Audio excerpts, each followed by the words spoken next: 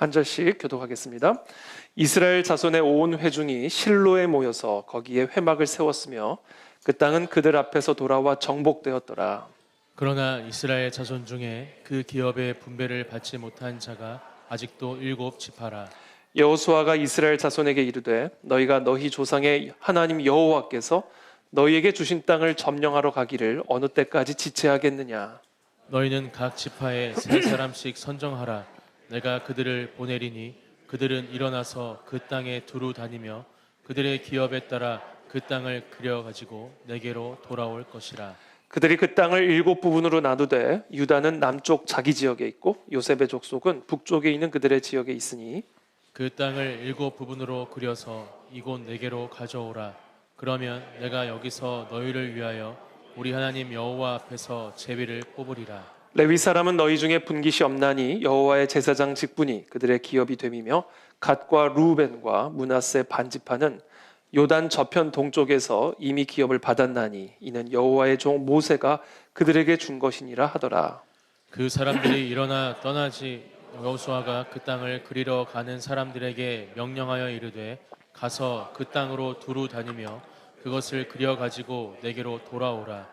내가 여기 실로의 여호와 앞에서 너희를 위하여 제비를 뽑으리라 하니 그 사람들이 가서 그 땅으로 두루 다니며 성읍들을 따라서 7부분으로 책에 그려서 실로 진영에 돌아와 여호수아에게 나아오니 여호수아가 그들을 위하여 실로의 여호와 앞에서 제비를 뽑고 그가 거기서 이스라엘 자손의 분파대로 그 땅을 분배하였더라. 아멘. 너희가 어느 때까지 미신적인 신앙을 고집하겠느냐라는 제목으로 오늘 하나님의 말씀 함께 나누겠습니다.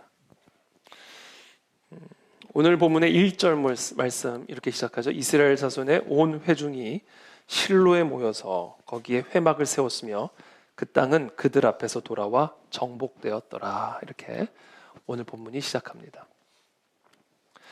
실로에 회막을 세웠다. 이게 아주 중요한 말씀입니다. 이스라엘 역사에서 아주 대단한 중요한 역사적 전환점을 의미하고 있는 구절입니다. 이제는 광야 시대에서 그렇죠? 천막에다가 언약궤를 모시고 계속해서 이동하면서 성막을 이곳저곳에 계속해서 이동하면서 세웠던 그런 광야 시대에서 이제는 실로라고 하는 지역에 이제는 회막을 고정해서 세워놓는 그런 정착 시대로 넘어가는 그런 시대적인 전환을 지금 오늘 본문의 1절 말씀이 우리에게 가르쳐주고 있습니다. 아주 중요한 역사적 전환점을 이스라엘 백성들이 맞이하고 있는 것이죠. 그래서 이제 성막은 이제 광야에서 계속해서 이동했던 시절을 끝내고 실로에 고정적으로 세워져서 약 300년 동안 이제 이 실로가 이스라엘의 영적 중심지가 됩니다. 이 사사기와 사무엘 상에 등장하는 대부분의 이야기가 바로 이 실로를 배경으로 하고 있습니다. 한나가 사무엘을 얻기 위해 통곡하면서 기도한 곳이 바로 실로였고요. 또 엘리 제사장과 그의 두 아들 홈니와 비느하스가 섬겼던 성막도 바로 이 실로에 있었던 성막입니다. 또한 어린 사무엘이 자라나면서 하나님의 부르심을 받은 장소 역시 실로였습니다. 그러니까 특별히 여호수아 이 말씀을 기준으로 해서 이제 사사기와 사무엘 상의 모든 시대가 다 실로를 배경으로 펼쳐지는 이스라엘의 역사 이야기입니다. 그러다가 기원전 약 1100년경 그렇게 300년 동안 실로가 이스라엘의 영적 중심지가 되었다가 이 실로가 돌이킬 수 없는 몰락의 순간을 맞이하게 되는데 그 내용을 사무엘상 4장에 기록하고 있습니다. 우리가 이미 사무엘서를 공부하면서 다 배운 내용들입니다. 엘리의 두 아들 홈니와 비느하스가 이 실로에서 제사장의 직분을 맡고 있었는데 그들의 삶은 하나님 앞에 전혀 합당하지 않은 그런 삶의 모습이었습니다. 하나님께 드려야 할 제물을 자기 마음대로 다 뺏어 먹어버리고 회막에서 섬기는 여인들과 음행을 했고 그렇게 함으로써 하나님의 이름을 지속적으로 욕되게 만들었습니다. 자, 그와 같은 제사장들의 부패 속에서 필연적으로 결국 블레셋과의 전쟁이 일어나게 되는데 이스라엘은 이 에베네셀에서 벌어진 1차 전투에서 약 4천 명이 죽는 패배를 경험하게 됩니다. 자, 그럼에도 불구하고 이 사건을 통해 이 이스라엘 백성들은 자신들의 죄를 돌아보지 않았습니다. 오히려 이스라엘의 지도자들은 이 문제들을 영적으로 해석하지 못하고 전술적인 실패로만 분석을 했습니다. 그래서 이들은 이 실로에 있는 언약궤를 지금 전장으로 가져오면 하나님이 우리와 함께 하셔서 결국 이 블레셋과의 전쟁에서 승리할 것이라고 그렇게 말을 하면서 하나님께 나아가기보다, 하나님에게 불순종했던 그들의 죄를 회개하기보다 언약궤 자체를 주술적인 도구로 삼아서, 미신적인 도구로 삼아서 그것을 전장으로 가지고 나옵니다. 그와 같은 이 미신적 신앙에 빠져버린 거죠. 마치 언약궤가 나랑 있으면 하나님도 나랑 함께 있는 것이라 생각하고 이 하나님의 거룩한 언약궤를 주술적인 도구로 삼은 거예요. 미신적 신앙이죠. 마치 성경책이 나랑 함께 있으면 하나님이 나랑 함께 하는 것처럼,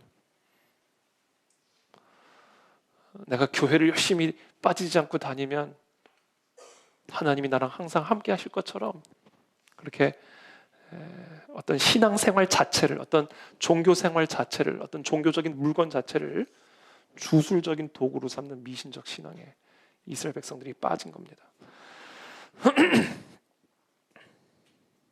그러나 하나님은 그들의 그런 잘못된 미신적인 열광에 반응하지 않으셨습니다. 2차 전투에서 이스라엘은 이제 3만 명이 죽는 참혹한 패배를 당합니다. 그리고 그 자리에서 홈니와 비느하스가, 엘리의 두 아들 홈니와 비느하스가 전사를 하게 되고, 무엇보다도 하나님의 임재를 상징했던 이스라엘의 영적 중심지의 심장과 같았던 언약궤를 결국 빼앗기게 됩니다. 이 언약궤가 빼앗겼다라는 소식을 들은 엘리는 이 문지방에 앉아 있다가 충격을 이기지 못하고 뒤로 넘어져 죽습니다. 얼마나 놀랐으면, 아니 어떻게 언약궤를 블레셋에게 빼앗깁니까? 하나님의 임재가 빼앗긴 거잖아요. 이 충격에 그냥 뒤로 넘어가서 목뼈가 부러져가지고 죽어버립니다. 그의 죽음은 단순한 개인적인 비극을 넘어서 실로의 중심을 주었던 이스라엘의 영적 시대가, 이 실로의 성소 시대가 이제 종말을 고하게 되었음을 의미하는 것이죠. 비느하스의 아내도 이 소식을 듣고는 자신의 남편이 죽고 시아버지가 죽고 언약궤를 빼앗기고, 이 소식을 듣고는 해산을 하다가, 애를 낳다가 죽습니다. 그리고 그 태어난 아기 이름을 이가봇이라고 부르는데, 이 이가봇이란 뜻은 영광이 이스라엘에서 떠났다라는 의미입니다. 언약궤는 빼앗겼고 제사장은 죽었습니다. 이제 실로는 더 이상 하나님의 이름을 두신 장소가 아니게 된 것입니다. 이 사건 이후에 실로는 성경에서 다시는 이 영적인 중심지로 등장하지 않습니다. 나중에 하나님께서 예레미야를 통해 이스라엘 백성들의 심판, 이스라엘 백성들에 대한 심판을 예언하면서 이 실로를 예로 들어 이렇게 말씀하시죠. 너희는 내가 처음으로 내 이름을 둔 처소 실로에 가서 내 백성 이스라엘의 악에 대하여 내가 어떻게 행하였는지를 보라. 이게 무슨 얘기냐면 지금 예루살렘이 제2의 실로가 돼버린 거예요. 성전도 있고 언약궤도 있고 제사장도 있고 매주마다 제사가 드려지고 종교적 열광에 완전히 사로잡혀있는 예루살렘, 그렇죠? 지금 그 이스라엘 백성들에게 지금 하시는 말씀이에요. 실로에 가서 내 이름을 처음으로 두었던 그 땅을 내가 어떻게 만들었는지를 가서 보고 와라, 이렇게 말씀하시는 겁니다.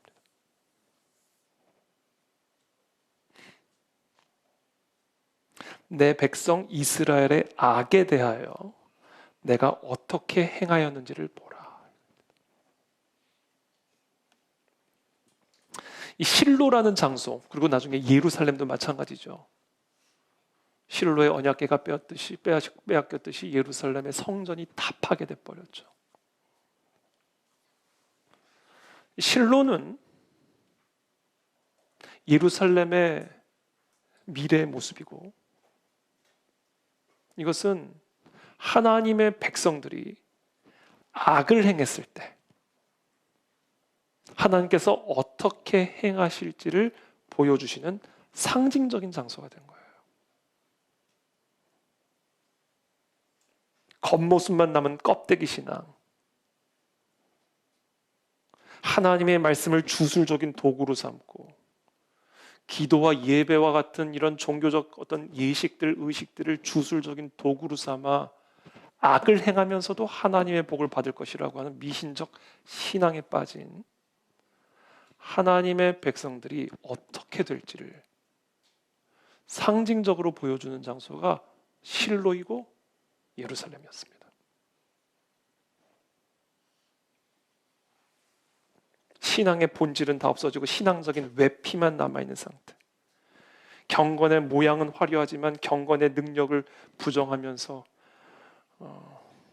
살아가는 이 바리새인적인 신앙. 회칠한 무덤같이 겉으로는 하얗지만 속으로는 썩은 시체의 냄새가 가득한, 악취로 가득한 그런 신앙이 결국 어떤 심판을 맞이하게 되는지를 실로가 보여주고 있는 거예요.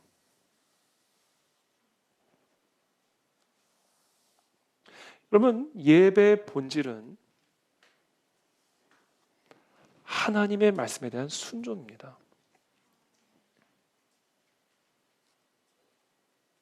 북을 치고 장구를 치고 종교적인 열정에 사로잡혀 있는 그게 예배의 본질이 아닙니다. 만약에 그것으로 말미암아 하나님이 나와 함께 하실 수 있다고 생각한다면 그것은 그런 어떤 예배적 행위를 주술적인 도구로 삼아 미신적 신앙에 빠져 있는 겁니다. 마치 이 실로에 있었던 이스라엘 백성들이 하나님의 언약궤를 주술적인 도구로 삼아 이 언약궤만 가지고 오면 하나님도 우리와 함께 하셔서 저 블레셋을 무찌를 수 있다라고 믿었던 것처럼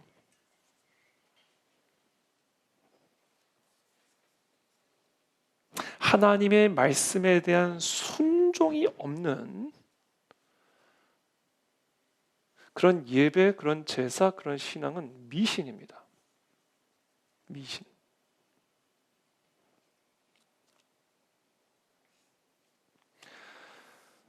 제가 지난 며칠 전 새벽에도 제가 나눴습니다만 이 하나님의 말씀은 두 가지 요소로 구성이 되어 있습니다. 첫 번째는 하나님의 약속입니다. 하나님의 약속, 하나님의 백성들을 향한 하나님의 언약, 약속을 기록하고 있는 책입니다. 내가 너와 함께 할 것이고 무엇인지 구하며 응답할 것이고 내가 너의 목자가 되어주며 지팡이와 막대기로 너를 안위해 줄 것이고, 그렇죠? 너에게 영원한 생명을 줄 것이고, 하나님의 약속이 하나님의 자녀, 하나님의 아들들과 하나님의 소유된 딸들에게 주신 하나님의 약속이 성경입니다. 그러나 성경은 하나님의 약속으로만 구성되어 있지 않습니다. 하나님의 약속과 더불어 하나님의 명령으로 구성이 되어 있는 책입니다. 하나님의 약속과 하나님의 명령이에요. 이 하나님의 명령을 무시하고 하나님의 약속만 붙들고 있는 신앙은 성경을 주술적인 도구로 삼는 미신입니다. 미신.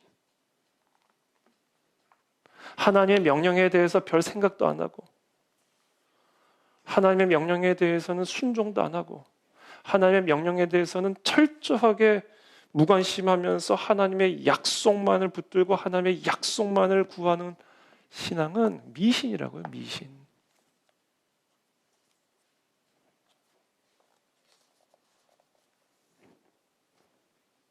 하나님의 이 약속은, 이 성령을 구성하고 있는 이 하나님의 약속은 하나님의 명령에 순종할 때만 성취되어지는 겁니다. 하나님의 명령에 대한 순종이 없으면 하나님의 축복의 약속이 아닌 저주의 약속이 임하게 되는 거예요. 하나님이 분명히 신명기에서 말씀하시잖아요. 이스라엘 백성들 다 출애굽하시고 언약 백성으로 삼으신 다음에 그리심산에 가서는 축복을 선포하고 에발산에 가서는 저주를 선포하고 너희가 선택해라 그랬어요. 축복과 저주 가운데 너희가 선택해라 이렇게 말씀하셨습니다. 그러면서 하시는 말씀이 나의 언약을, 나의 명령을 너희가 지켜 행하면 너희가 그리심산에서 선포한 축복이 너희에게 주어질 것이고, 만약 너희가 나의 명령을 듣고도 행하지 않으면 에발산에서 너희가 선포한 저주가 임할 것이다. 너희가 선택하라는 거예요. 그러니까 하나님의 명령에 불순종하면서 축복을 기대하는 건 뭐예요? 미신이에요, 미신. 미신.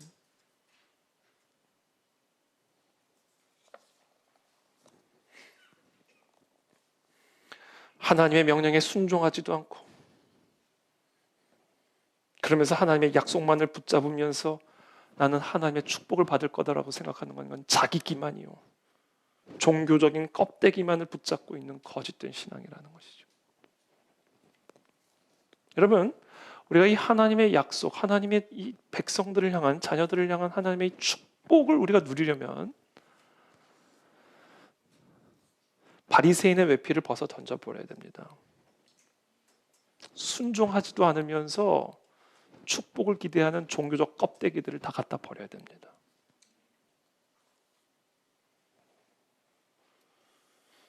순종하지도 않으면서 축복을 기대하는 자기 기만적인 신앙을 다 갖다 버려야 된다는 거예요.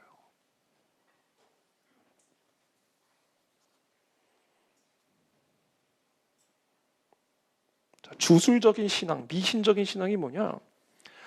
종교적인 열광은 있어요. 종교적인 열심도 있고. 그러나 하나님의 말씀에 대한 순종이 없는 종교적 열심, 이게 미신이라는 거예요. 그래서 오늘 설교의 제목이 하나님이 지금 우리에게 질문한, 너희가 도대체 언제까지 미신적인 신앙에 빠져 있을 거냐? 사무엘이 이르되 여호와께서 번제와 다른 제사를 그의 목소리를 청종하는 것을 좋아하신 것 같이 좋아하시겠나이까? 사울에게 하시는 말씀이죠. 이 사울이 대표적인 미신적인 신앙의 사람이에요. 하나님이 모든 이 아말렉 족속과의 전쟁에서 얻은 전리품들은 다 죽여버려라 그랬잖아요. 다 진멸시켜버려라. 그때 사울이 뭐라고 말해요? 흠없는 것, 기름진 것 하나님께 드리려고, 하나님께 제물로 드리려고 남겨뒀습니다 그러잖아요. 이게 미신이라는 거예요. 미신. 종교적 열심이 있는 것처럼 보이죠. 와, 하나님께 자기가 먹으려고 그러는 게 아니었대. 하나님께 드리려고 그런 거였대. 그래서 흠 있는 것만 다 죽이고 흠 없는 것만 다 이쁘게 모아가지고 하나님께 드리려고 그랬다는 거예요. 얼마나 겉으로 멋있고 아름답고 거룩하고 위대해 보입니까? 그런 사울에게 하나님이 사무엘을 보내셔서 하시는 말씀이에요. 순종이 제사보다 낫고 듣는 것이 순양의 기름보다 나으니 이는 거역하는 것은 점치는 죄와 같고 완고한 것은 사신 우상에게 절하는 죄와 같음이라. 이게 다 미신 주술행위라는 거예요. 왕이 여호와의 말씀을 버렸으므로 여호와께서도 왕을 버려 왕이 되지 못하게 하셨나이다 하니 사울이 사무엘에게 이르되 내가 범죄하였나이다. 내가 여호와의 명령과 당신의 말씀을 어긴 것은 내가 백성을 두려워하여 그들의 말을 청종하였음이니이다. 뭐 이유가 어쨌든 간에 사울은 하나님께 제사를 드린다라는 명목으로 하나님의 명령에 불순종한 거예요. 이게 미신이라는 겁니다.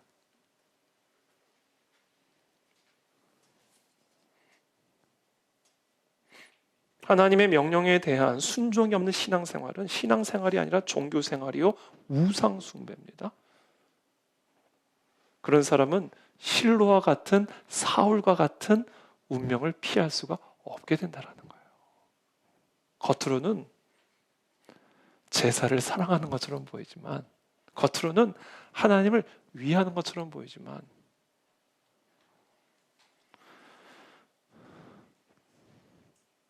그러나 주여 주여 한다라고 천국에 들어가는 것이 아니라 주의 뜻대로 행하는 자라야만 들어갈 수 있는 것이고, 행함이 없는 믿음은 그 자체가 죽은 믿음이 되는 겁니다. 아무것도 아니라는 거예요.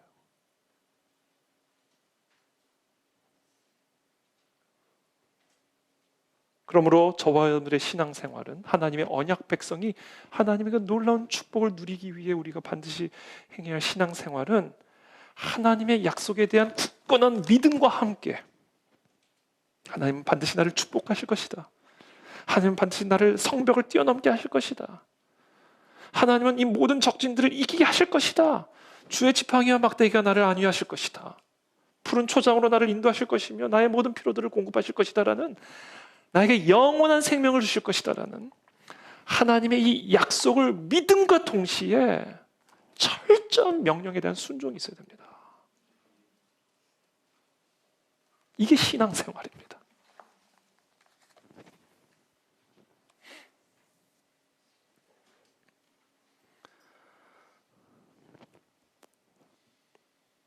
어쩌면 오늘날 많은 그리스도인들이 하나님의 명령에 대한 순종이 있어야 할 자리에 종교적인 열심을 집어넣고 율법적인 외식을 가득 채워놓고는 하나님의 약속이 자신의 삶에 성취되기를 기대하고 있는 줄 모릅니다.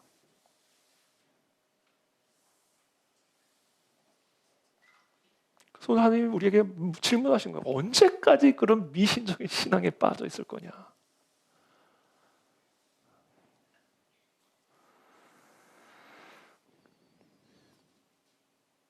여러분, 술을 마시지 않는다고 해서, 담배를 피우지 않는다고 해서, 쉬운 예를 들어서 설명을 드리는 거예요. 자신이 좋은 신앙인이라고 생각하셔서는 절대로 안 됩니다, 여러분. 괜찮아요. 술 드시는 분 한번 손 들어보세요. 괜찮아요. 담배 피는 분 계시면 손 들어보세요. 괜찮아요. 제가 이 술, 담배 얘기는요, 미신적인 신앙에 빠진 사람께 깨울 때 쓰는 방법입니다. 확 깨우는 거예요. 화들짝 놀라죠. 술, 담배 얘기하면. 그렇게 해서 제가 깨우는 거예요. 술 안 먹는다고 당신이 좋은 성도라고 생각하십니까? 그게 뭐 자랑할 거리라도 된다고 생각하십니까? 그게 무슨 신앙인의 표지라도 되는 줄 아십니까? 확 깨우는 거예요, 제가. 담배를 안 피운다고 당신이 좋은 성도라고 생각하시는 겁니까? 확 깨워버리는 겁니다. 미신적인 신앙에서.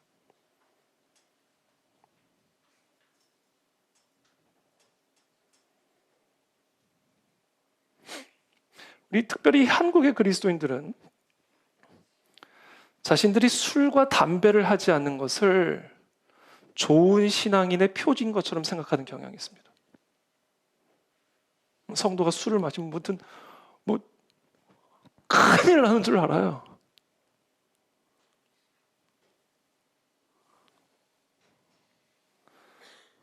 제가 오늘 이 술, 담배 이야기를 끄집어내는 이유는 절대로 여러분들에게 술, 담배를 권유하기 위해서는 얘기가 아닙니다, 여러분.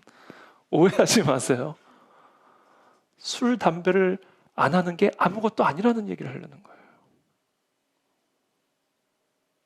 그럼 미신적인 종교적 외피에 속지 말라는 거예요. 내가 술, 담배를 안 하니까 거룩한 성도의 표지를 가진 것처럼 착각하지 말라는 거예요.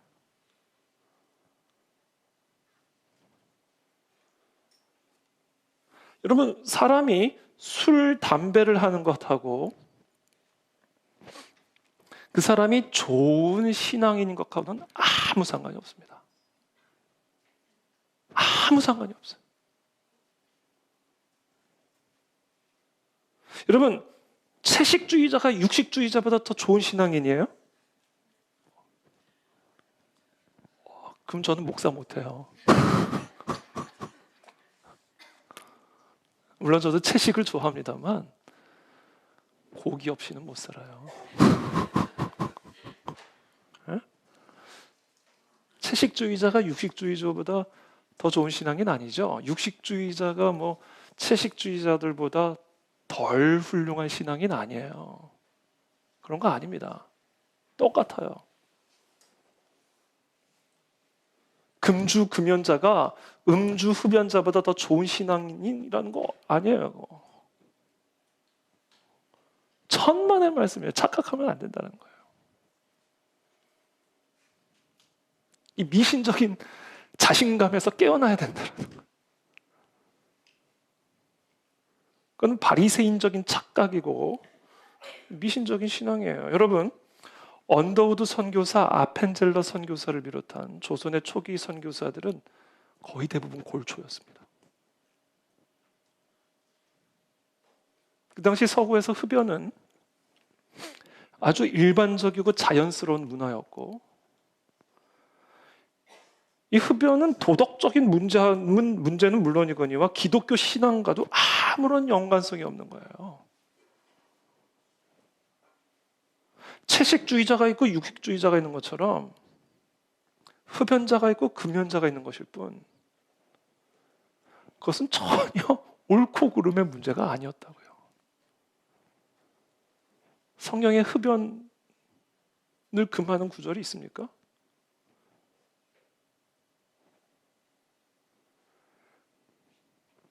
특별히 조선시대의 선교 환경이 너무 척박했기 때문에 이 당시 이 서구 선교사들은 이 극심한 피로와 스트레스 속에서 자신들의 몸과 마음을 지키기 위한 일종의 안정제로서 흡연을 즐겨 했습니다. 언더우드, 아펜젤러, 스크랜튼, 우리가 다 잘 아는 위대한 선교사들이 다 선교 전략하면서 담배를 폈다고요. 이러면서 파이프로.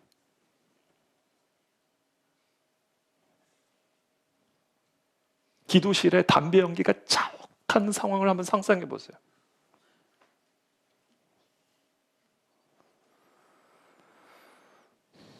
성경 어디에도 흡연 금지라는 규정이 없죠. 흡연은 죄가 아니에요. 엄밀하게 따지면. 그래서 사실 이 담배는 마치 커피처럼 또는 티처럼 이 문화적 휴식 수단에 불과했던 겁니다. 오늘날 우리나라에서 이 금연을 신앙의 기준으로 여기는 것은 이건 단순한 한국 교회 문화적 산물일 뿐이지 사실은 도덕적 연관성도 없는 것이고 신앙적 연관성도 없는 거예요. 이 기독교 변증가의 대명사인 C.S. 루이스는 평생 파이프 담배 애호가였습니다. 제가 이번에 책을 쓰면서 C.S. 루이스 이제 사진을 책에 좀 넣으려고 하는데 그냥 다 흡연하는 사진밖에 없는 거예요.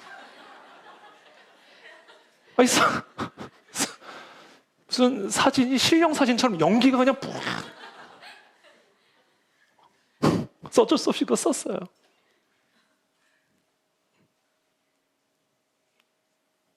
그의 책상에는 언제나 파이프, 라이터, 담배 재통이 놓여 있었고 옥스퍼드와 케임브리지에서 강의하기 전 파이프 한 대를 피우면서 나의 사고에 불을 붙였다라고 표현할 정도였어요. 순전한 기독교, 스크루테이프의 편지를 쓰면서 담배를 피우는 C.S. 루이스를 상상하셔야 됩니다. 그게 다 담배 연기 속에서 태어난 책들이에요.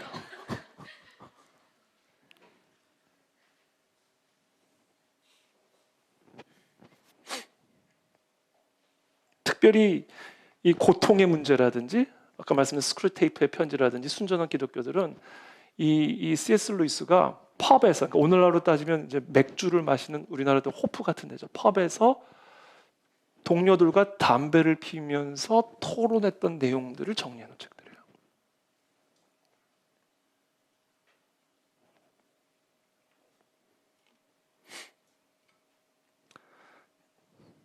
위대한 설교의 황태자 찰스 펄전은 공개적으로 이분은 시가를 즐겼어요. 시가 두꺼운 거 있죠. 쿠바 시가 이런 거. 그거 이루고 펴야 되는 거잖아요. 이게 안 돼가지고 두꺼운 거.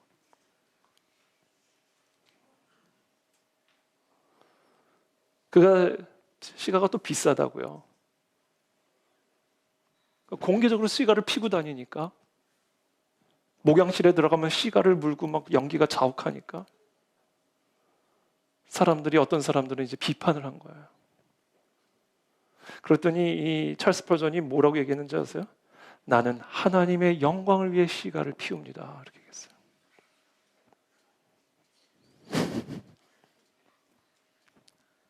시가가 뭔지는 알아 너희?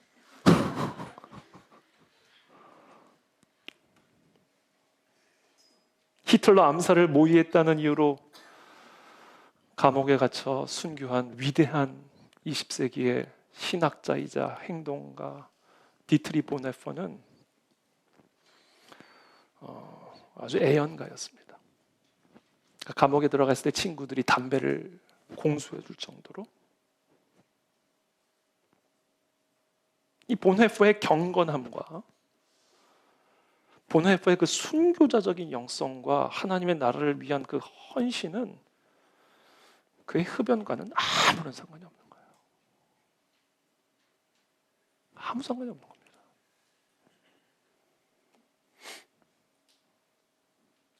여러분들에겐 좀 생소한 분일 수는 있지만 미국 프린스턴 신학교에 아주 대표적이고 위대한 신학자죠. 개혁주의 신학자 그레이션 메이천 20세기 개혁주의 신학을 대표하는 프린스턴 신학교의 신학자죠. 이분도 시가를 즐겨 피웠죠. 복음주의 신약학의 거장인 F.F. 브루스, 이분은 뭐 사도 바울 신학의 세계적인 거장입니다. 다 애연가들이었어요. 담배 피면서 연구했고 담배 피면서 신학 서적들을 쓴 분들입니다. 위대한 신학자들이.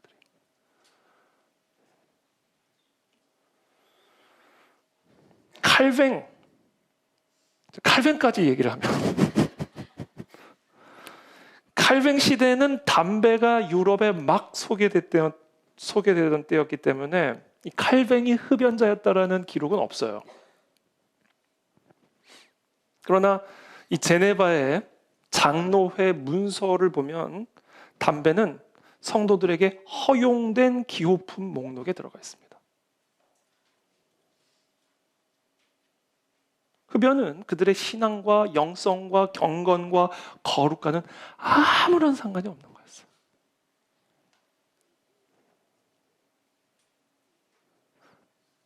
그러니까 나는 담배를 피우지 않아. 그럼 망상에서 벗어나라는 거예요. 지금 제가 담배 피우라는 얘기를 하는 게 아니에요. 그건 자랑할 거리가 아니라는 거예요. 아무것도 아니라는 거예요.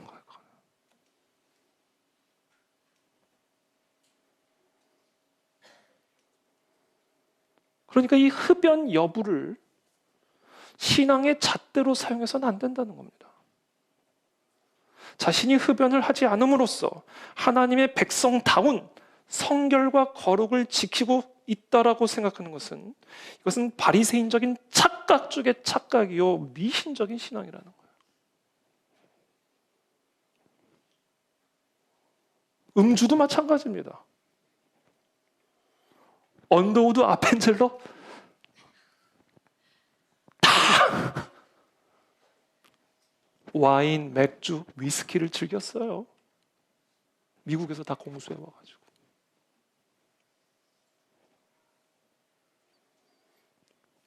이 초기 선교, 우리 조선의 선교 역사 기록들을 보면 피로 회복, 긴장 완화, 추위 극복, 스트레스 해소, 엄청난 핍박과 박해 속에서 특히 또 환영과 교제의 자리에서 취하지 않는 범위 내에서 이 와인과 맥주와 위스키를 즐겼다라는 기록들이 남아 있습니다. C.S. 루이스, 찰스 스퍼전 모두 다 절제된 음주를 즐겼습니다. 식사하면서, 환영의 자리, 교제의 자리에서 와인이나 맥주를 즐겼습니다. 마틴 루터는 아주 특별히 맥주를 사랑했습니다. 루터는 자신의 편지에서 이렇게 썼어요. 내가 날마다 하나님께 감사하는 것 세 가지가 있는데 그것은 복음과 아내 그리고 맥주다. 이렇게 했어요.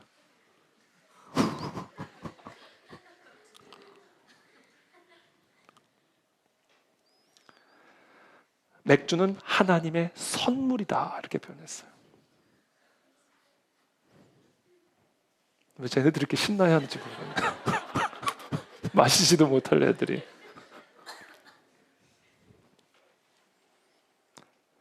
그래서 심지어 루터의 아내는 카트리나 본 보라는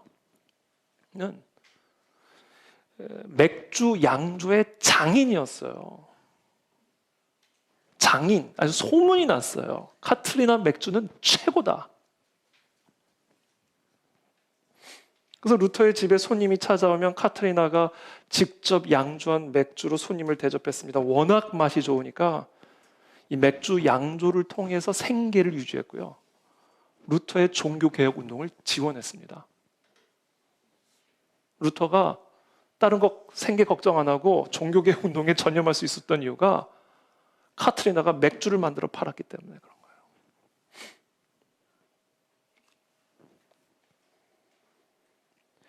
이 카트리나가 그렇게 맥주 양조의 장인인 이유는요. 이게 당시 이 중세 수도원이요.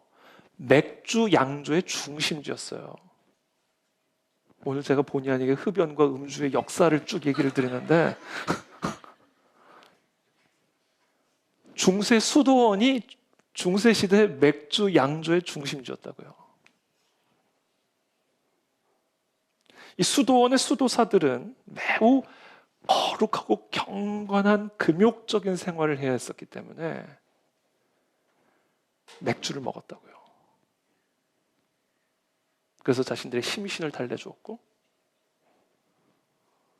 건강에도 도움을 주었고 울적한 마음을 달래줬다고요. 그래서 이 중세 수도원은요, 심지어 이 맥주를 양조해서 자립경제, 수도원이 돈이 없잖아요. 그러니까 맥주를 만들어 팔아서 수도원을 운용을 했어요. 그래서 오늘날 고급 맥주의 뿌리가 다 수도원입니다. 오늘날까지도 고급 맥주들은 다 수도원에서 나온 것들이에요. 대표적인 예로 트라피스트 맥주. 그것도 나중에 찾아보지 마세요. 그냥 상식적으로만 알아두세요. 이건 세계 최고의 맥주. 트라피스트가 수도회 이름이에요. 아주 엄격한 규율을 지키는 수도회로 유명한 수도회 이름입니다. 벨기에 웨스트 브레덴 테렌이라고 하는 웨스트 브레덴 테렌이라고 하는 아주 유명한 맥주 브랜드는 수도원에서 나오는 세계 최고급 맥주입니다. 지금도. 수도원에서 만든 맥주가 왜 이렇게 세계적인 맥주가 지금까지 됐는가? 어떻게 수도원에서 그렇게 맛있는 맥주가 나왔는가? 이게 다 기도하면서 만들었기 때문에 그래요. 기도하면서. 기도하면서 만들었기 때문에. 말씀 묵상하면서 만들었기 때문에. 제가 농담하는 거 아닙니다. 기도하면서 말씀하는 가운데 농업, 과학, 식품 등을 연구했어요. 그래서 중세 유럽 문명의 연구소와 같았던 곳이 바로 수도원입니다. 오늘날의 이 연구소, 대학, 중세 대학, 이 모든 것의 근원지가 중세 수도원이에요. 그러니까 하나님에게 자신의 모든 인생을 헌신한 사람들끼리 모여있는 수도원 공동체에서 연구하고 공부하고 필사하고 그러니까 이 수도원이 중세 유럽 문명의 산실입니다. 그래서 중세 수도원에서 맥주만 만든 게 아니에요. 치즈. 수도원 치즈.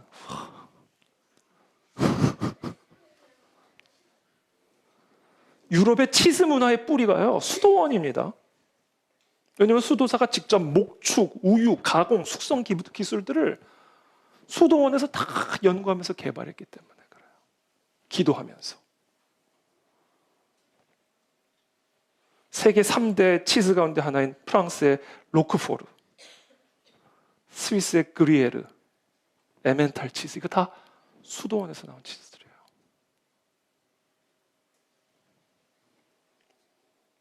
치즈하면 반드시 따라오는 것이 와인이죠.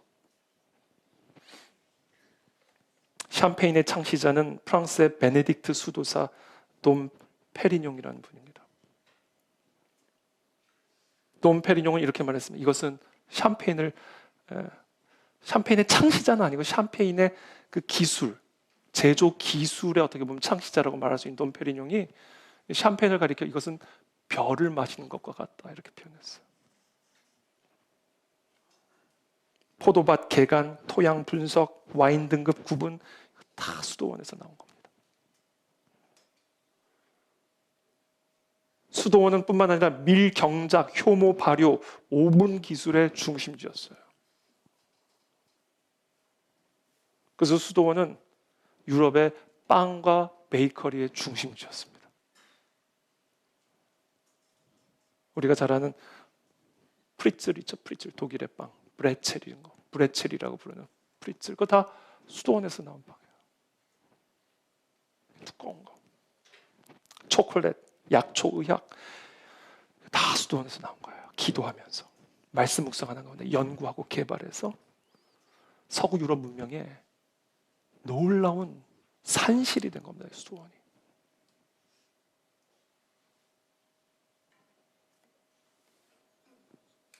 그러니까 수도원은 단지 종교기관이 아니었어요. 유럽의 문화, 과학, 음료, 식품, 기술의 발명소였습니다. 특별히 시계. 기도 시간을 정확하게 맞추기 위해서 시계를 연구하고 개발한 거예요.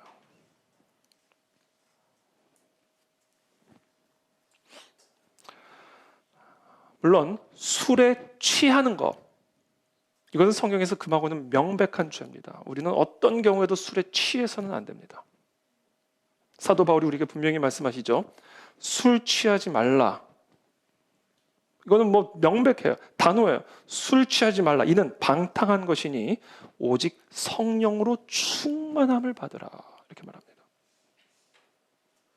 근데 여러분, 이 말씀은, 사도 바울이 지금 이 말씀을 하시는 이 핵심은 술에 취하지 말라는 것에 핵심이 있는 게 아니에요. 성령에 취하라는 것에 핵심이 있는 거예요.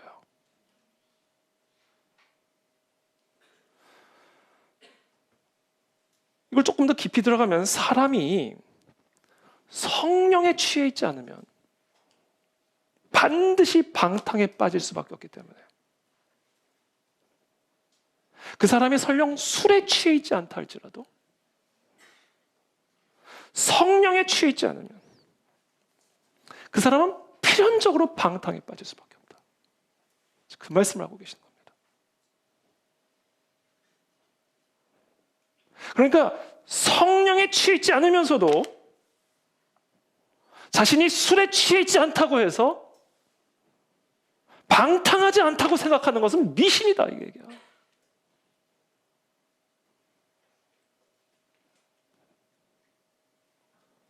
사도 바울이 여기서 특별히 술을 언급한 이유는 성령의 취함에 대비되는 개념으로 가장 직관적으로 설명할 수 있는 적절한 예시였기 때문에 술을 표현하는 거예요. 술과 성령의 공통점이 있습니다. 취하게 만드는 거예요. 취한다는 것은 조금 더 쉽게 표현하면 다스리는 거예요. 다스려요. 지배를 받게 된다고요. 이게 술과 성령의 공통점이에요.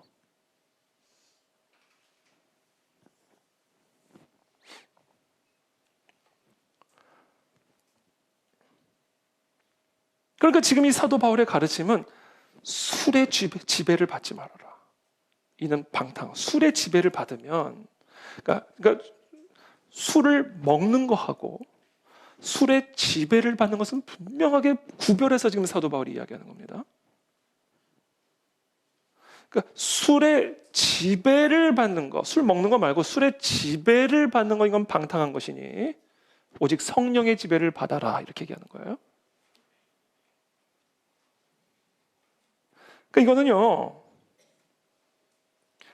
술은 우리를 취하게 만드는 많은 것들 가운데 그냥 성령에 가장 대비되는, 직관적으로 설명하기 쉬운 예를 하나 들었을 뿐이지, 성령에 취해 있지 않으면 그것이 술이든 공부든 운동이든 취미생활이든 애완견이든 자녀 사랑이든 지금 나의 생각, 마음, 나의 손과 발, 내 마음, 관점, 모든 것이 성령의 지배를 받고 있지 않은 상태가 되면 그것이 모든 그 사람은 방탕함에 빠져 있다는 얘기예요. 그러니까 술에 입 한 번 대지 않았다 해서 착각하지 말라는 얘기입니다. 스스로 속이지 말라는 거예요. 성령에 취해 있지도 않으면서, 성령의 지배를 받고 있지도 않으면서 술 한 방울 입에 안 넣는다고 해서 마치 자신이 방탕하지 않은 것처럼 착각하지 말라는 얘기입니다. 다 미신이다라는 얘기예요.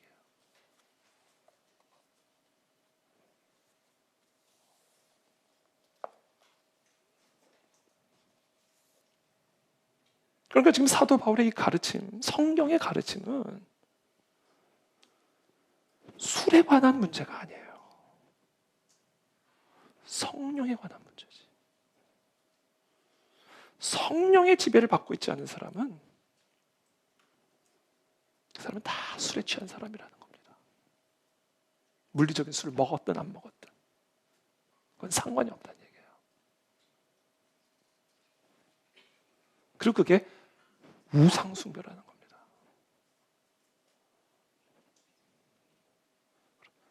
그러니까 여러분, 이제 다 미신에서 깨어나셔야 됩니다.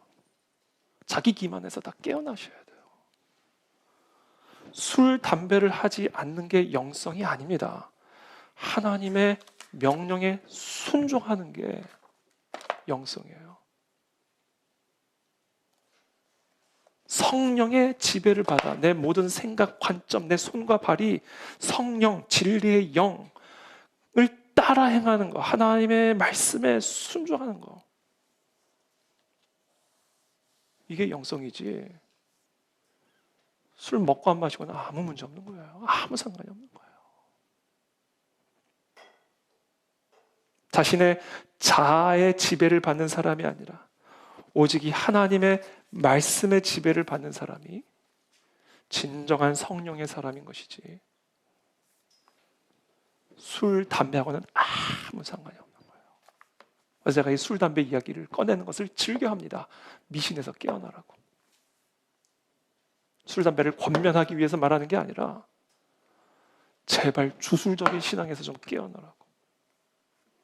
성령에 취해 있지도 않으면서, 진리의 영의 지배를 받고 있지도 않으면서, 내 일상의 삶에서 하나님의 명령대로 행하지도 않으면서 술, 담배 안 한다고 마치 자신이 성령 충만한 것처럼 착각하고 있는 그 미신에서 깨어나게 술, 담배 얘기를 하는 거예요, 제가.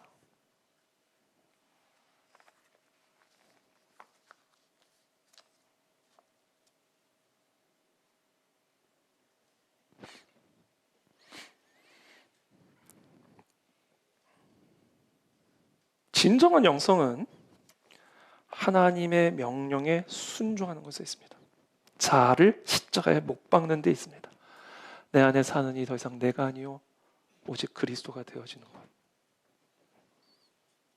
그래서 내 모든 마음과 생각과 관점이 하나님의 명령의 지배를 받고 있는 것. 그게 진정한 영성이고, 그것이 진정한 예배고, 하나님은 그와 같은 자들에게 하나님이 약속하신 대로 복을 부어주신다라는 거예요.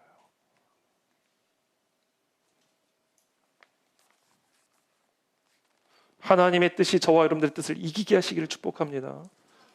하나님의 영광이 나의 영광을 이기게 하시기를 축복합니다. 여러분들이 술, 담배를 하지 않는 것은 하나님에게 아무런 감동도 주지 않습니다. 어디 가서 자랑할 것도 아닙니다.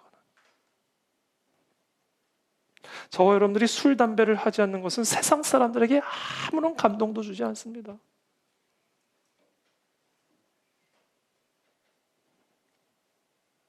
왜냐하면 그것은 그리스도인의 구별됨을 드러내는 표지가 전혀 아니기 때문에 그래요. 그냥 술, 담배를 하지 않고 다른 거를 하고 있을 뿐이에요.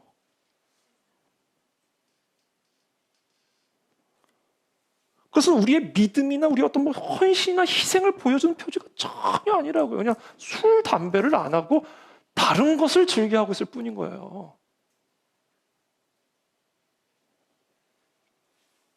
그러면 그걸 자랑도 하지 마십시오. 그것은 마치 초대교회 당시 유대인 그리스도인들이 자기 할례 받았다라고 자랑하는 거나 똑같은 거예요. 압수.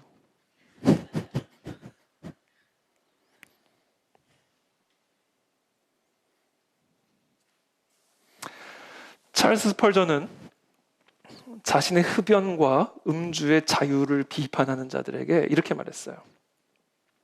성경이 금하지 않은 것을 사람의 전통이 금해서는 안 된다, 이렇게 얘기했어요. 금연과 금주를 신앙의 기준으로 삼는 태도를 아주 경계했습니다. 여러분, 우리 그리스도인들은 금욕주의자가 아니에요. 복음적인 자유주의자들입니다. 그리스도께서 우리에게 자유를 주셨기 때문에. 그렇다면 복음적인 자유주의자는 어떤 자들인가?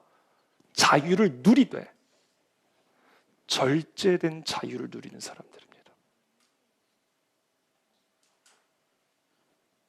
이게 영성이에요. 이 절제된 자유를 성경은 성령의 열매라고 부릅니다. 사랑과 희락과 화평과 오래 참음과 자비와 양성과 충성과 온유와 그다음 뭐예요? 절제. 모든 것이 다 가하나 절제된 자유가 있을 때만 그것이 참된 복음적인 자유주의자의 삶이 되는 거예요. 이 절제된 자유를 한 단어로 뭐라고 부르는지 아세요? 그것을 덕이라고 부르는 겁니다. 덕.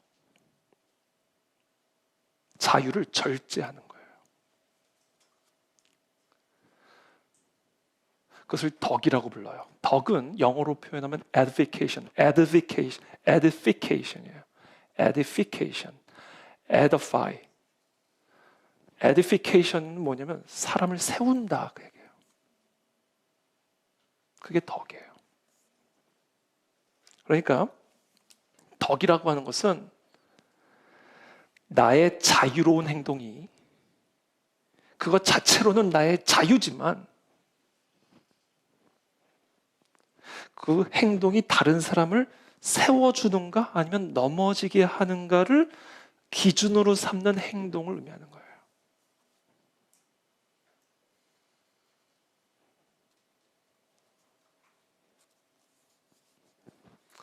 제가 오늘 올 때 그 빨간 바지에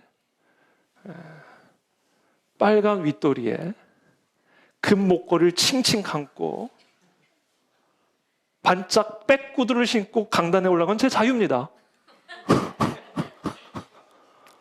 그거 뭐 성경에서 그건 죄라고 얘기하지 않습니다. 그러나 그 행동이 복음적인 자유를 누릴 수 있는 내 자유지만 그 행동을 그것을 바라보는 사람들을 넘어뜨리면 그 자유를 절제하는 거. 그래서 그냥 속에만 잠깐 빨간 거 있고 이렇게 감추고 올라오는 거. 이 절제된 자유. 예? 이게 복음주의자들의 자유예요. 이게 성령의 열매라고요.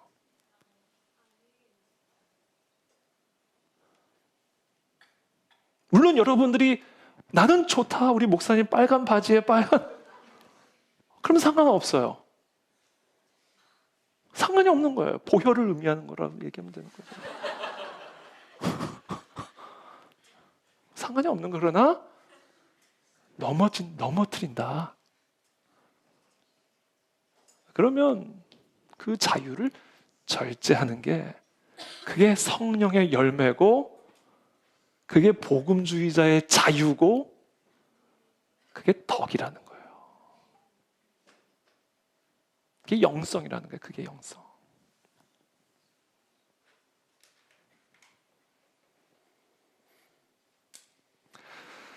우리 모든 그리스도인들은 덕이 있는 사람이 되어야 됩니다.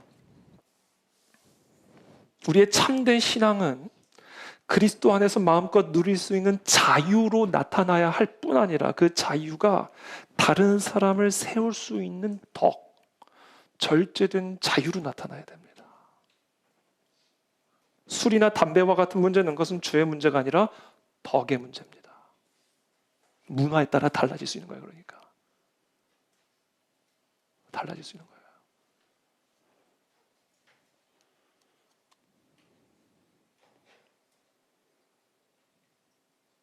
나의 이 자유로운 행동이 다른 사람을 세워주는가? 아니면 넘어지게 하는가를 기준으로 판단해야 할 문제라는 의미입니다. 이게 바로 사도 바울이 고린도전서 8장과 로마서 14장에서 강조한 제사고기의 원리입니다. 이 초대교회에 있었던 가장 큰 논쟁 중 하나가 우상에게 바쳤던 고기를 먹어도 되는가? 우상에게 바친 고기를 먹어도 되냐? 이게 초대교회에서 그냥 초대교회 성도들을 쫙 갈라놓는 논쟁거리였습니다. 바울의 입장은 명확했어요. 마음껏 먹어라. 우상에게 바친 고기는 툭불 등급이다. 우상에게 바치는 거니까. 그러니까 진짜 맛있다고요. 그러니까 이거 맛있는 걸 먹고 싶은 마음이 다 있잖아요. 그러니까 그게 이제 논쟁이 된 거예요. 아니 아무리 그래도 그렇지 그리스도인들이 조금 덜 맛있는 거 먹어도 되는 거지. 꼭 우상에 바친 고기를 먹어야 되냐? 그 우상 숭배다 이런 거예요. 사도 바울이 정확하게 정리해 줬어요. 마음껏 먹어라. 그게 복음주의적인 자유다. 우상은 아무것도 아니다. 우상은 아무것도 아니다. 마음껏 먹어라. 하나님의 나라는 먹고 마시는 것에 관한 것이 아니니까 먹고 마시는 것으로 사람 망하게 하지 말아라. 마음껏 먹어라. 이럴까요? 그러나 한 말씀을 더 붙여요. 그러나 너희의 그 자유가 우상 숭배에 바친 고기를 먹고 경악을 금치 못하는 믿음이 약한 사람들을 위해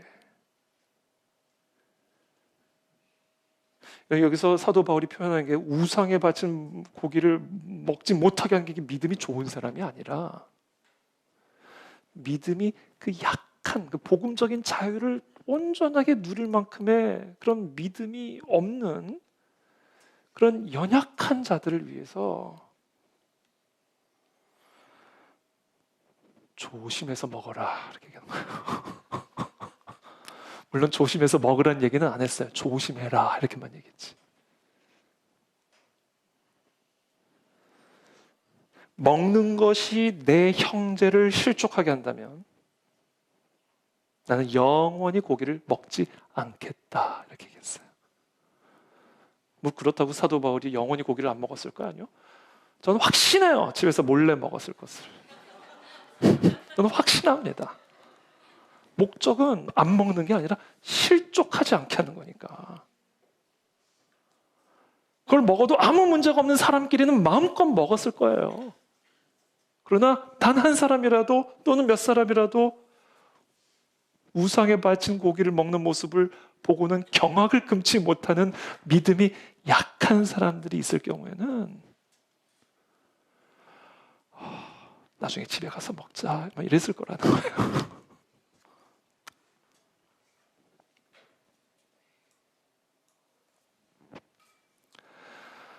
그 사도 바울이 이 가르침은 한마디로 얘기하면 무엇을 먹고 마시는 것 자체는 그거는 영적으로나 윤리적으로 중립적인 행위지만 그것은 자유에 속한 문제이지만 만약에 그 행동이 누군가의 믿음을 무너뜨린다면 실족하게 한다면 그것은 잘못된 행동이 될 수 있다라는 거예요. 그 먹는 것 자체가 잘못된 행동이 아니라 그 먹는 행위로 말미암아 믿음이 약한 자들을 실족시키기 때문에 그것은 자유지만 절제가 필요한 문제다 이렇게 얘기한 거예요.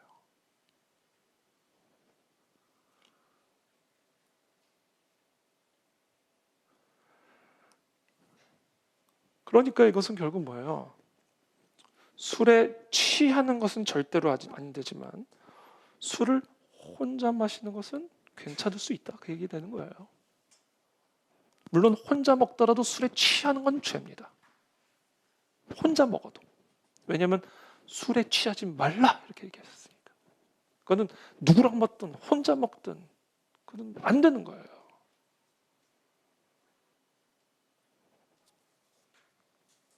흡연도 마찬가지. 특별히 흡연 같은 경우는 그것을 자신의 건강을 해치거나 우리가 성전 아니에요. 하나님의 영이 거하시는 성전.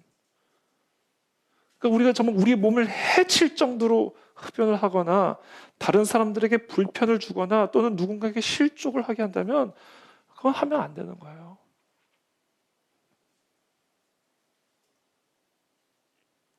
술, 담배는 성령 충만과는 직접적 연관은 없지만 그 술과 담배를 절제된 상태로서 즐기는 것은 우리의 자유가 될 수는 있지만 그 행동 때문에 실족할 수 있는 자를 위해 절제하는 것 그게 진짜 성령 충만한 사람이라는 거예요.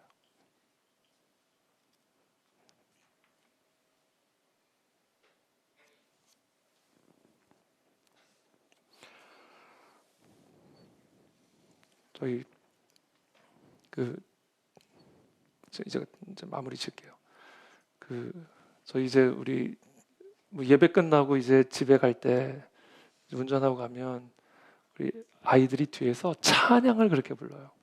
예배 끝나고 이제 은혜를 받았는지 찬양을 그 좁은 차 공간 안에서 그냥 목청이 터져라 찬양을 불러요. 그러면 이게 찬양이어도 조금만 좀 그만하자 이런 마음이 들어요. 그때 찬양을 못하게 한다고 아빠가 그러면 안 되죠. 그렇죠?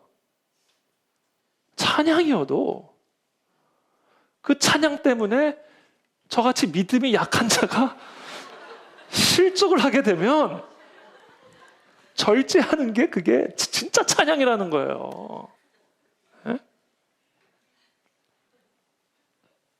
그러니까 지금 제가 오늘 이런 이야기들을 하는 이유는 여러분들에게 술, 담배를 권유하기 위한 게 아니에요. 이것도 이상하게 편집해가지고 저를 곤란에 처하게 하시면 안 됩니다. 착각하지 말라는 거예요. 제가 하고자 하는 이야기는. 우리의 신앙의 본질은 하나님의 약속을 믿고 하나님의 명령에 순종하는 것에 있는 거예요. 성령에 취하는 거예요. 하나님의 명령에 취해서 살아가는 거예요. 하나님의 말씀에 그냥 우리의 모든 생각과 관점과 감각이 그냥 취해서 살아가는 거예요. 사람이 뭐라든 취한 사람처럼 상황이 어떻든 술에 취한 사람처럼 이 하나님의 명령에 취해서 살아가야 된다는 거예요. 우리가.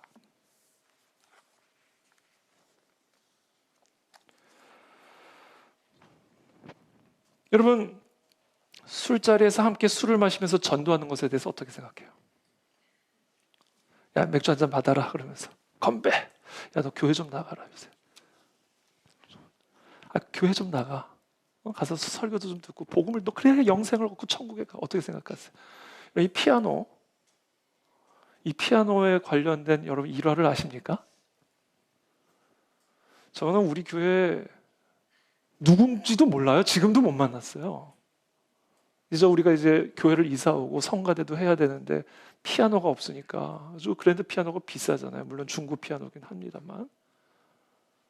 그러니까 이제 돈이 우리가 없으니까 이제 기도를 하는데 그때 우리 교회 잠깐 나왔던 분이 한 분 계신데 그분이 교회를 한 번도 나간 적이 없는 자기 친구하고 술을 먹으면서 이 상대방이 거의 술에 취한 상태를 사용해서 야, 지금 나 잠깐 우리 교회 나오는 교회가 있는데 거기 지금 막 이사를 해가지고 피아노가 없단다. 야, 너 헌금 좀 해라 그런 거야. 그래서 얼마는 되는데 한 1,000만 원이면 되면 아니 1,000만 원 알았어 내가 할게 그러면서 술을 먹은 거야. 술에 취해가지고 술김에 헌금한 돈이에요 저게. 나 누군지도 몰라요. 지금도 못 만났어.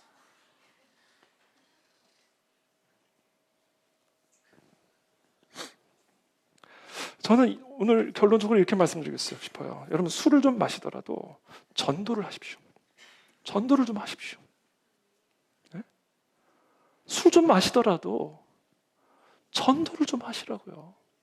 지금 우리 토요일마다 밀레도 전도팀 지금 우리 순별로 돌아가면서 하는데 모르겠어요. 지금 어떻게 지금 진행이 되는지 제가 보고를 안 받아서. 그러니까 술을 좀 마셔도 되니까 전도를 좀 하시라고. 전도를.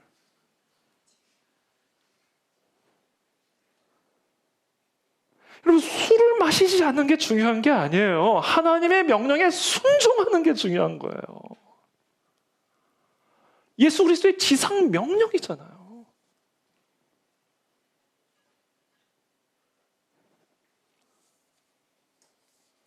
그러니까 제가 여러분들에게 좀 어떻게 보면 좀 황당한 말처럼 들지 모르겠지만 여러분 예수님을 전혀 모르고 교회 문턱이 무서워서 교회 근처도 오지 않은 술 친구들을 전도하기 위해서 여러분 술에 취하지 않는 범위 내에서 술을 마시면서라도 전도 좀 하시라고요.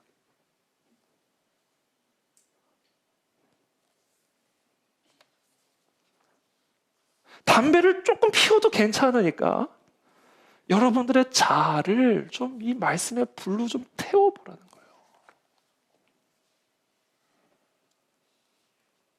술 좀 마셔도 되니까 하나님을 위해 희생 좀 해보시라고요.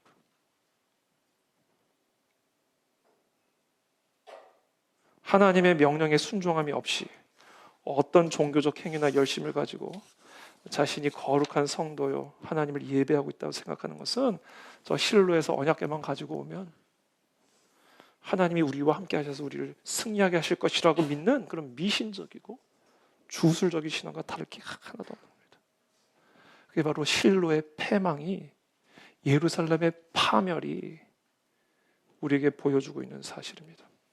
그래서 오늘 3절 말씀 마지막으로 다 같이 한번 읽어보겠습니다. 3절 시작. 여호수아가 이스라엘 자손에게 이르되 너희가 너희 조상의 하나님 여호와께서 너희에게 주신 땅을 점령하러 가기를 어느 때까지 지체하겠느냐. 아니 이미 다 하나님이 약속하신 땅이잖아요. 약속하셨잖아요. 그리고 가서 점령하라고 명령하셨잖아요. 근데 도대체 왜 지체하고 있냐 이거예요. 왜 도대체 순종 안 하고 눌러앉아 있냐는 거예요. 그러고는 하나님의 약속이 우리의 삶에 이루어지기를 원하는 것은 미신이다. 이거 미신. 우리의 이 미신적인 신앙이 이제는 끝나게 되기를 축복합니다. 네, 하나님께 순종함으로 하나님의 약속을 누리는 저와 여러분들이 되시기를 예수님의 이름으로 축복합니다. 기도하겠습니다.